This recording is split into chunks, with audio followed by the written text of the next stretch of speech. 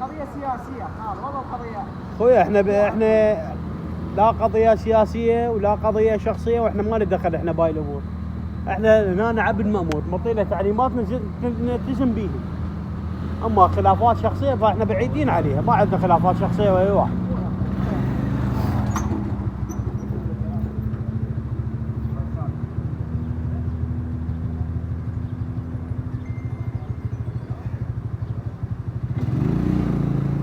عليه مجال عليه.